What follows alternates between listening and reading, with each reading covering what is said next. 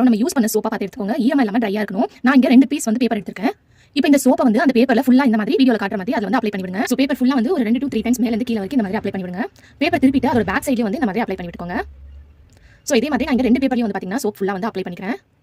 இப்போ அப்ளை பண்ணதுக்கு அப்புறம் இந்த 2 பேப்பரையும் சேர்த்த மாதிரி ரெண்டா ஃபோல்ட் பண்ணிட்டு திருப்பி ரெண்டா ஃபோல்ட் பண்ணிக்கிறேன். இப்போ ஃபோல்ட் பண்ணதுக்கு அப்புறம் சிசரை வச்சு நீங்க நடுவுல சென்டர்ல வந்து கட் பண்ணிக்கலாம். கட் பண்ணதுக்கு அப்புறம் இப்போ தனித்தனியா இருக்கிற இந்த பீஸையும் வந்து சென்டர்ல இந்த மாதிரி கட் பண்ணி எடுத்துக்கோங்க. சோ இந்த மாதிரி கட் பண்ணதுக்கு அப்புறம் நமக்கு இவ்ளோ ஷீட்ஸ் வந்து பாத்தீங்கன்னா இருக்கு.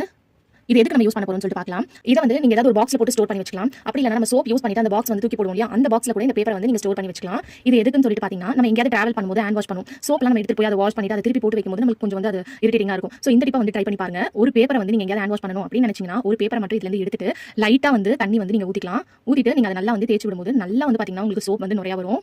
சோ லைட்டா மட்டும் தான் தண்ணி நான் போடுறேன். எந்த அளவுக்கு நுர வருது பாருங்க. சோ நீங்க டிராவல் பண்ணும்போது இந்த டிப் வந்து பாத்தீங்கன்னா உங்களுக்கு ரொம்ப யூஸ்ஃபுல்லா இருக்கும். இதை வந்து நீங்க ஒரு ஹேண்ட் பேக்ல வந்து போட்டு ஸ்டோர் பண்ணி வச்சுக்கலாம். ஏதாவது பாக்ஸ்லயோ இல்ல இந்த மாதிரி சோப்